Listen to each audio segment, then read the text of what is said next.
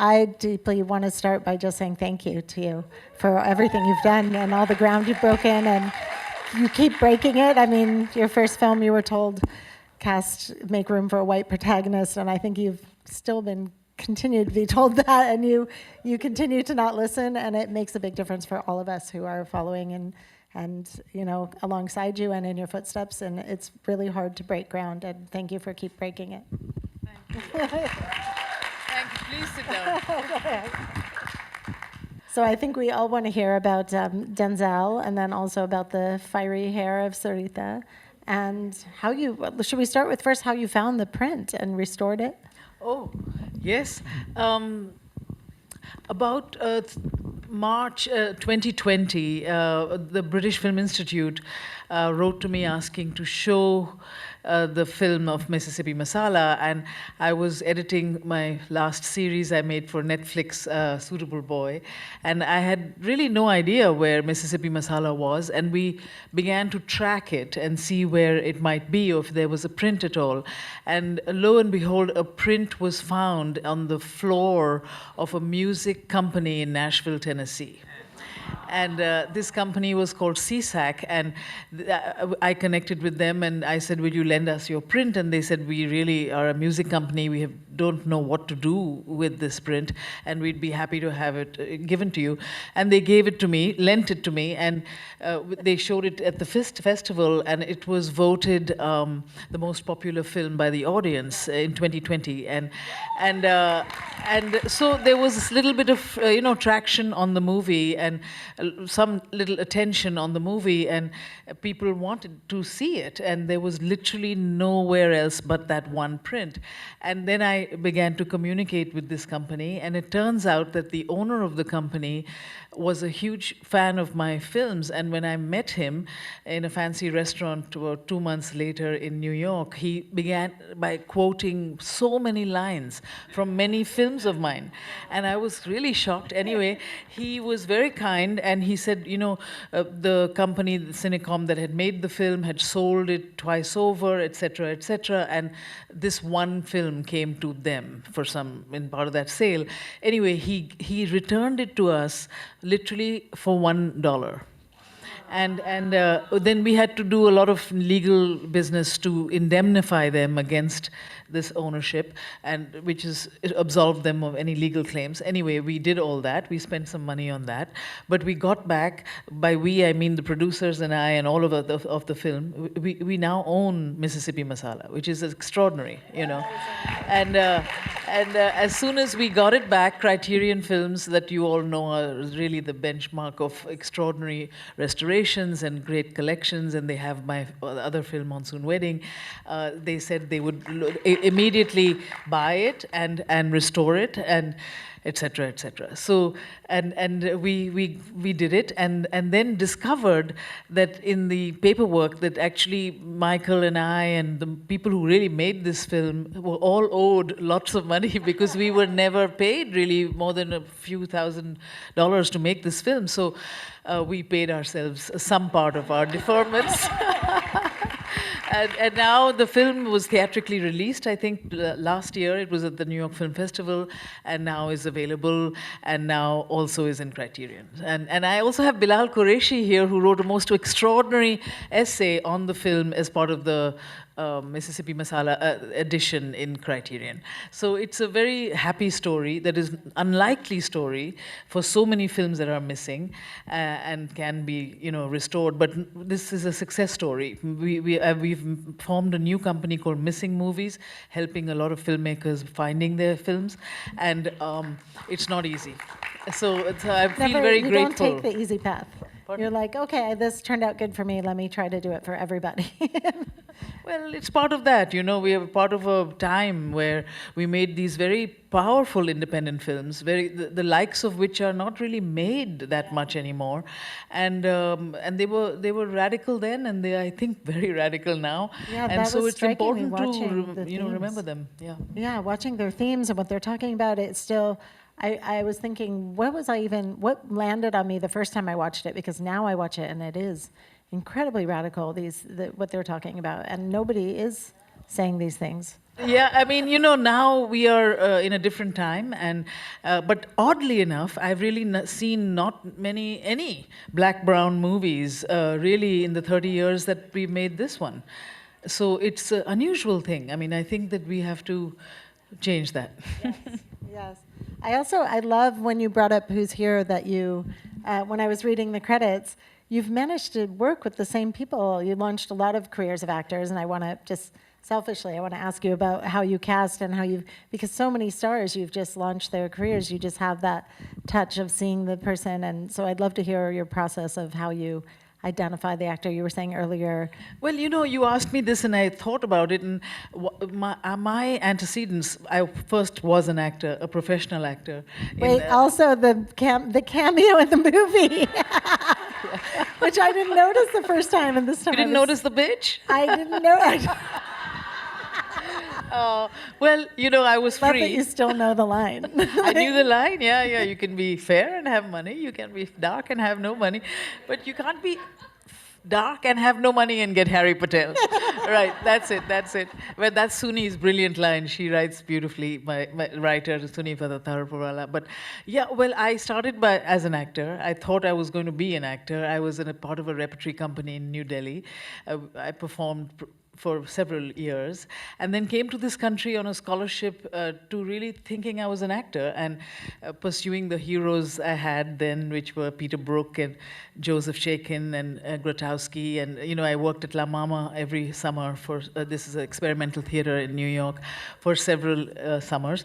But I had to go back to university, and the theater was not part of the program, and stumbled into cinema verite filmmaking. I was lucky to take a course with Ricky Leacock and D.A. Pennebaker, who had pretty much invented the mobile camera, the cinema verite, the cinema of truth, where you take the camera and you engage with people and you live their lives and you film them. A different sort of scene than the documentaries of today, but much more pure in that form.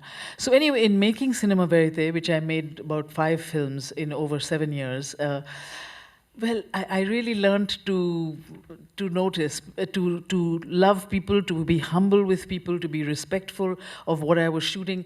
But also, I had no fear when making a fiction film, and I made it, Salam Bombay was my first fiction film, which was about street kids, and I really did not want actors playing street kids. The street kids wear a map of life in their hands and in their faces and in their eyes, and I wanted their lives to be on screen, but opposite them to have professional actors. And that's kind of, in retrospect, has been sort of what I do, is pitting legendary actors sometimes with people who have never faced the camera. And I think maybe because of being an actor, and certainly working in the streets, working with real people so much, that I have no problem, seeing a woman whom I think has the ferocity or the lack of vanity or whatever I want, the spirit that I'm looking for, and asking her to work with me, and then seeing whether she would be comfortable doing it, and making her comfortable, rather.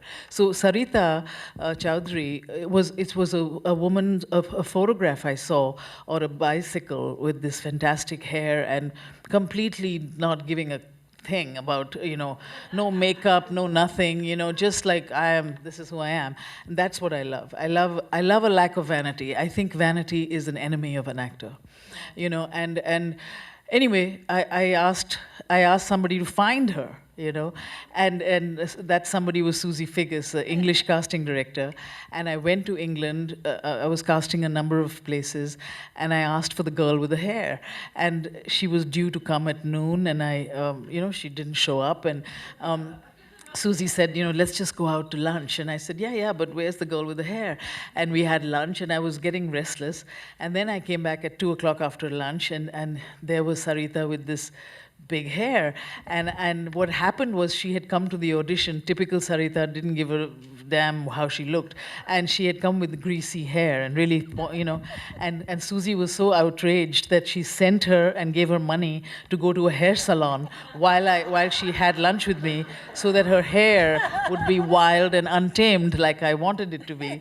Anyway, and she was a film student. She was studying theory, and had no idea that she could act or anything. had no interest. I mean, had interest, but, you know. And then I put her through the paces and chugged at my cigarettes, and she was wonderful. And it's her intelligence, you know, that really. And then I showed images of her to Denzel, and he was just completely, you know, fine. And then put them together. Yeah, he was fine. I do also have this other theory, thank you, Leila, you know, when you put people who, you know, have legendary or not so legendary, you know, actors, they have a lot of tricks of the trade. They know what to do, you know, and they have their ways to do it. But when you put them opposite people who don't have the tricks and who have just who they are and themselves, there's a kind of alchemy of, I think, of a certain kind of truth, you know, that happens. And I've done it in many of my films, you know, and I really trust it. I love it, you know, because it creates a kind of unexpected electricity sometimes. But of course, the director has to be very a big part of it. Does it go the other way sometimes? No, yeah. Yeah, because it's always great when the seasoned person brings up the other one. But have you been in those instances where you're sitting at the monitor going, oh God, everything's really circling the drain here? No, I don't wait for the monitor. I don't wait for the monitor at all. I never leave a scene until I absolutely have it. Yeah. And I also have never had money to have it for 21 takes or 15. I don't do that either. I don't think I've ever done more than 11 takes on something. And I only say 11 because it was in Salam Bombay, where these kids had to slap a rich kid, and the rich kid, when he would be slapped, he would look around and forget who his mother was, and you know, in the film, and always call somebody else his mother, and that's why we went to 11 takes. But I rarely go there. I'll do anything to get. You know, you know, there are no real rules for me in that sense. So, for instance, in Monsoon Wedding, the bride was a rock singer, not an actor, and in America or anywhere, you can't really give line readings to an actor. It's blasphemy. But in India, no problem. So and I had no money, no time. So I was like, I would be behind the camera. I would say the line just like I wanted it to be said. And she would say it again, and then I said, okay, let's try again. Okay, keep rolling. Okay, do the line. And so that's how that performance was, you know. And the actor or the non-actor was quite grateful for that type of help. So everybody needs a different kind of tuning. But mostly the thing I follow is to create an atmosphere of safety that you can take any kind of risk and you can make a fool of yourself. Like, I'm the first one to do that, you know. So people relax, you know. It's not like a high tension environment. It's a efficient environment, but it's a very, you know, you create that safety net where you can all play the fool until I get what I need, and then I zip. Then you know Yeah. Okay, so then I'm as a director, there's always one shot in your movie that it doesn't, you remember how hard the shot was or the circumstances of this, but any audience watching it, there's always one scene where it looks so you can't tell what was actually going on behind the scenes and how. What is the one scene or shot in Mississippi Masala where you look at it and think, wow, that was really challenging to get that, and for what reason that that we might not know just from watching it? Well, the house, by the way, that you're seeing with that Jay lives in Uganda is actually my own home. That's where we live for the last 35 years since I made this movie. And when you see it in the beginning and it's quite pristine and beautiful, that was how it was. But at the end, when he goes and the Ankole, those amazing cows with the great antlers, kind of antlers, are there, and it's all trashed and burnt. That was a very hard shot to do because, firstly, we had to trash our own home, but more than anything, we had to literally, with our hands, pull up those are the great cattle of Uganda. They're called Ankole, with those fantastic antlers.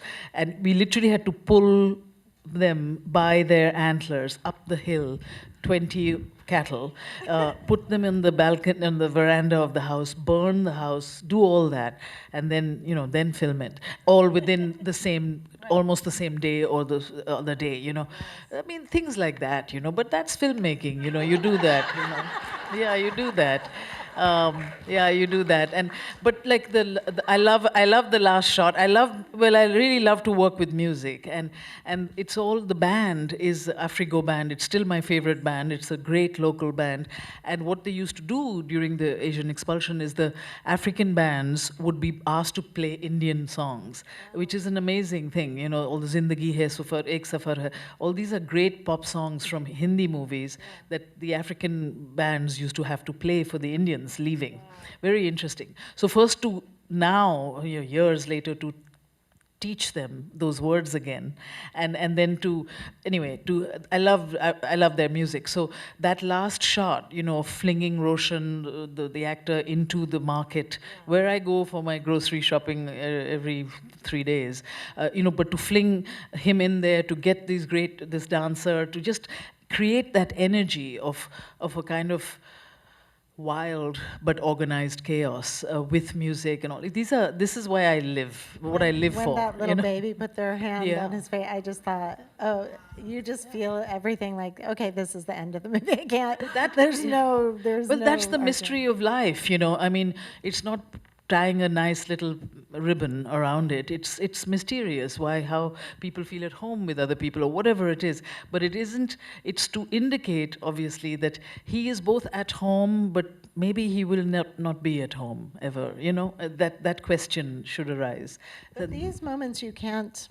I mean, maybe you could script them, but this little, like, how do you stay? How do you create the environment that you're talking about where everybody plays, and also to be open to seeing, oh, I'd never pictured that, but that is clearly the end, or that is the scene now? Well, I do think that this is the great, this is what it is about. I think that truth is ultimately and deeply much more peculiar and much more powerful than fiction can be.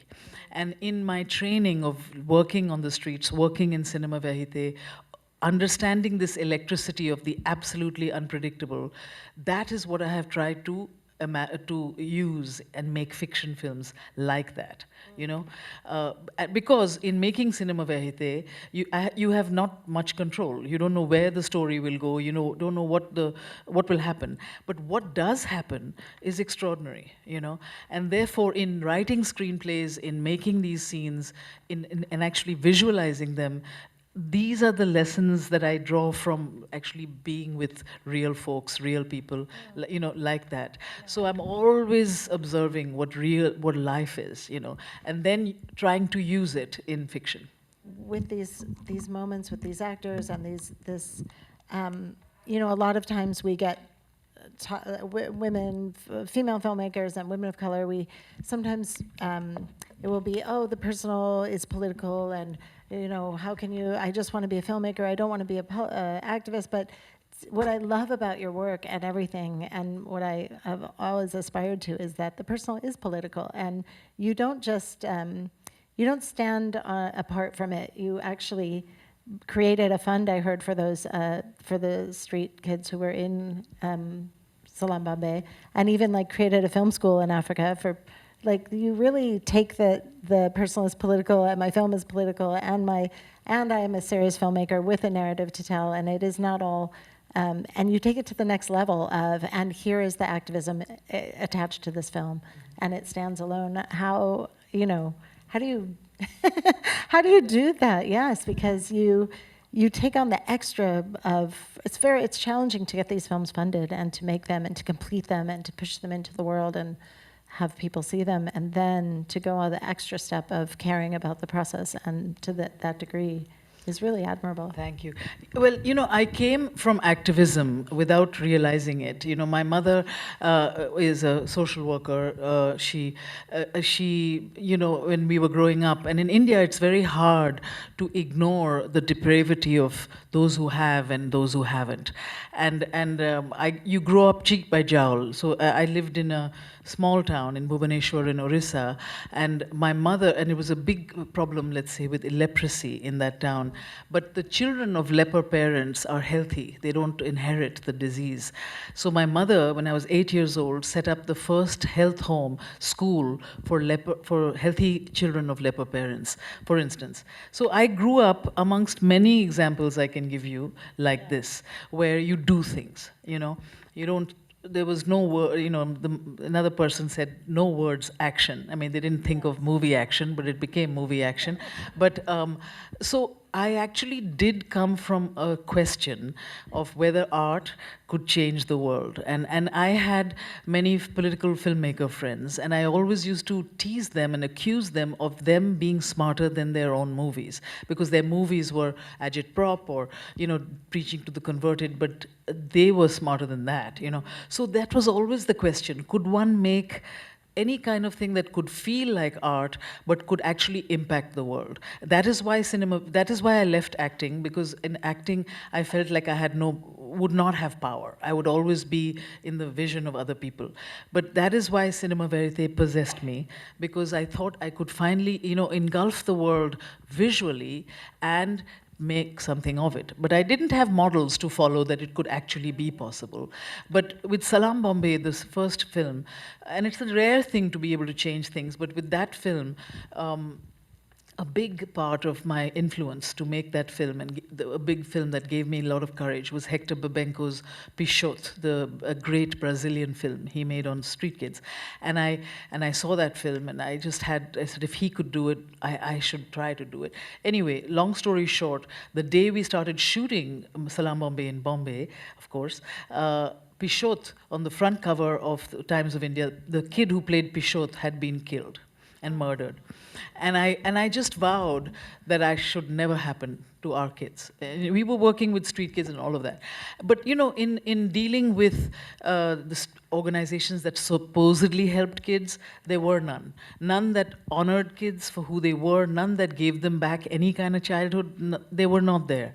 So it was very early on, the dream was, if the movie worked, then we would take the profits and make a trust, make a foundation, make a gathering where kids could be honored as kids and give, And I'm really happy to tell you that we have 17 centers now for the last 38 years in India. 5,000 kids come through our centers and live in them. And yesterday was my mother's 92nd birthday. And 17 centers, about 84 cakes were made by all the kids in all the centers. And they sent her images of themselves having, a party for her. But it's a very thriving institution, and it is a changed government policy, and now we have real money in the bank because people have regarded Salam Balak, it's called Salam Balak Trust, as a genuine lasting force to do this. In fact, I helped in every way I could, my friend Danny Boyle, when he was making Slumdog Millionaire, and I told him, he was also worrying about this, and I told him it's very difficult to do this, but just join this situation. He didn't. He chose another path, but that's fine.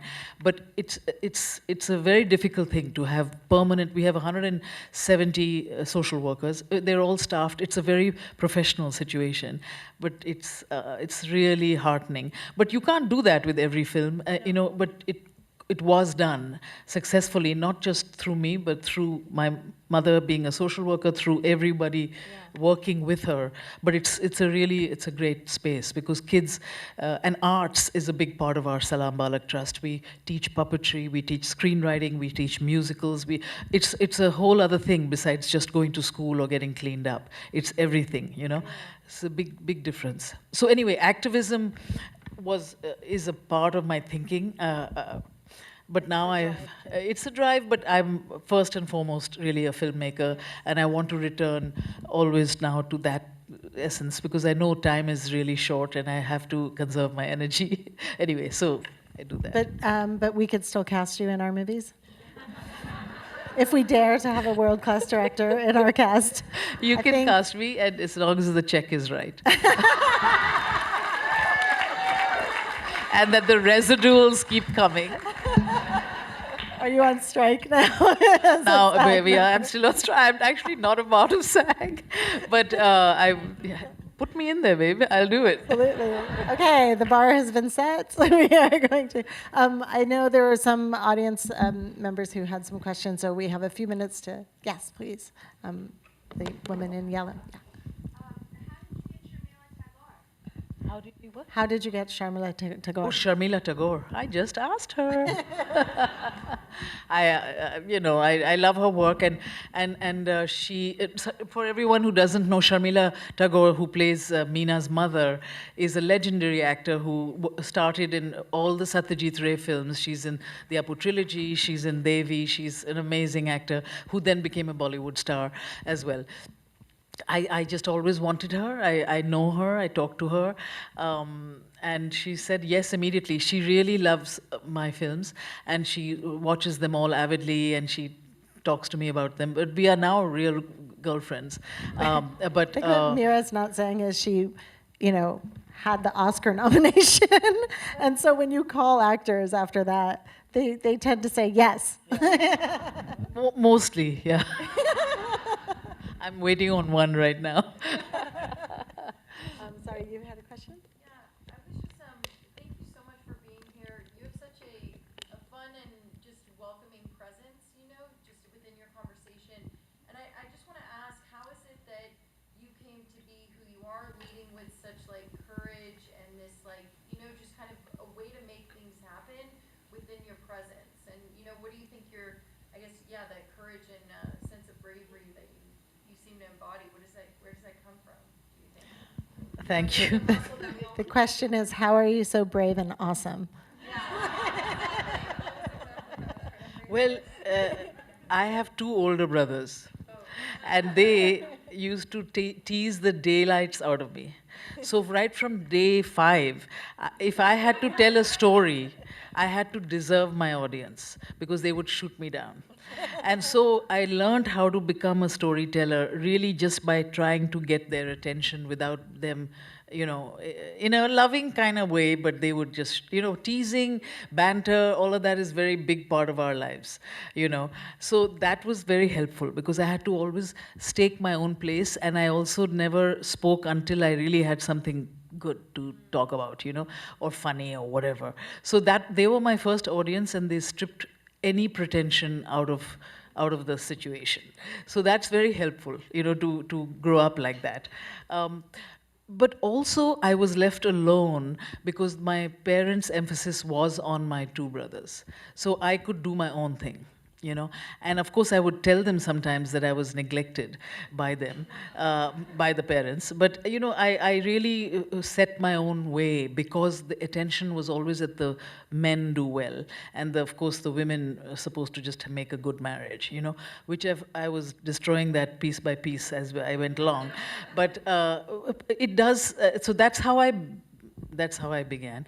But mostly it came from, finding my own way and not letting people. And there were no rules to follow. Like when I was growing up, we didn't come abroad to study. Only the super rich did, and even if they did, they would go to England. And I had a chip on my shoulder about the English because they ruled our country. And I was to tell my mother I would be an anarchist, I would kill them, I would be a murderer, I would definitely be a lot of trouble had I been born in the Raj when they were there. So the English scene did not interest me. It was eventually I came to America. I applied to fancy universities thinking they'd have the money to have me, and I got a scholarship to come here. At 18, my parents did not even know that I had been applying. But I was waiting by the gate for the postman because I heard that if the envelope was big and thick and stacked, that means I'd gotten in. But only one envelope came like that, and it was from Harvard, and I got a full scholarship out of the blue, and my parents did not, and then I presented it to my father, and my father looked at it and he said, "Oh, the Kennedys went there."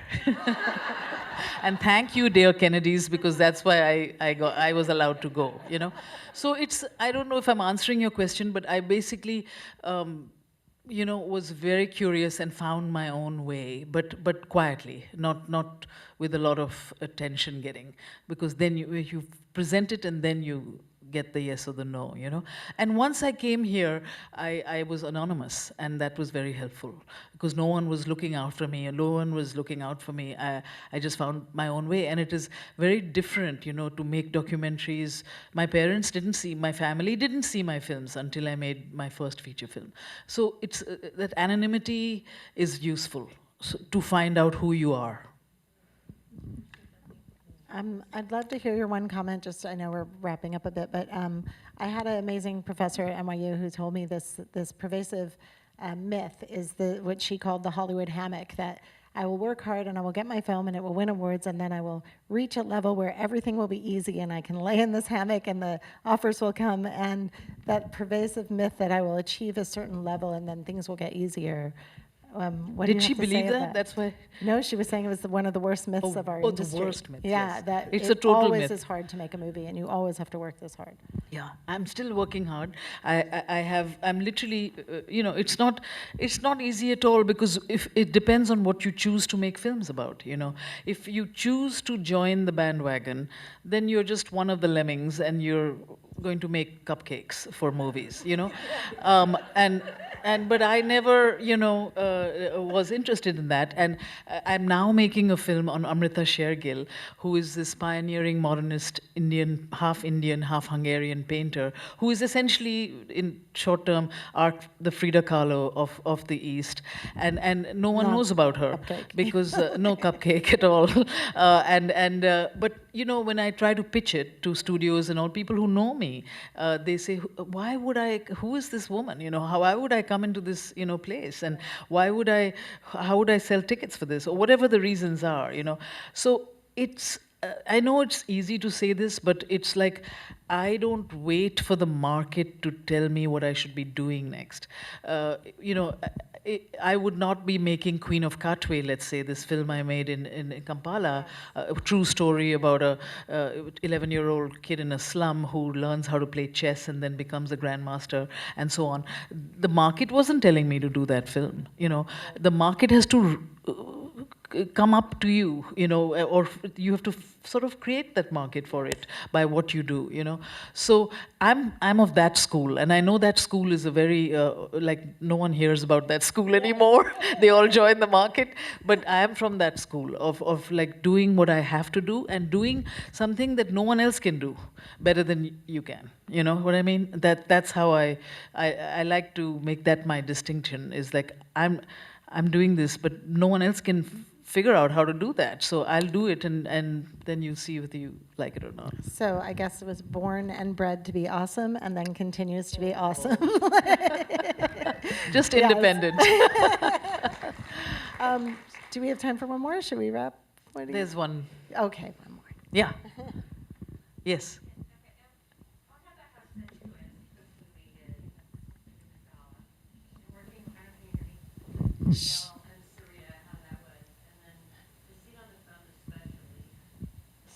The sensuality. The question is about the sensuality and Sensual. Oh, of the okay. movie, is particularly the phone on the scene on the phone with Denzel and Sarita. And was it a homage to Pillow Talk? I think was the. Pillow talk. No, it was an homage to my own long-distance love affair. Truly. Yeah, I fell in love during the making of this film, during the writing of the screenplay of this film. My husband is a Ugandan political, activist and professor, and he was half the time there, and I was here, and so that was how we romanced for a lot of it, on the phone. But I also experienced what I called the stupor of love. I was really like weak-kneed in it, and that is what I wanted from Denzel and Sarita. Sarita kind of got it, but Denzel, no one talks to him like that, And I remember really feeling concerned, nervous, because I remember it was in the cotton fields, and I had to go into his trailer, and he was doing such beautiful work. He's a consummate actor. He's just in his skin the whole time. He knows what to do. He's just extraordinary. So he was doing the industrious brother, the responsible boy, everything so well. But when it came to the love stuff, I was wanting more, you know.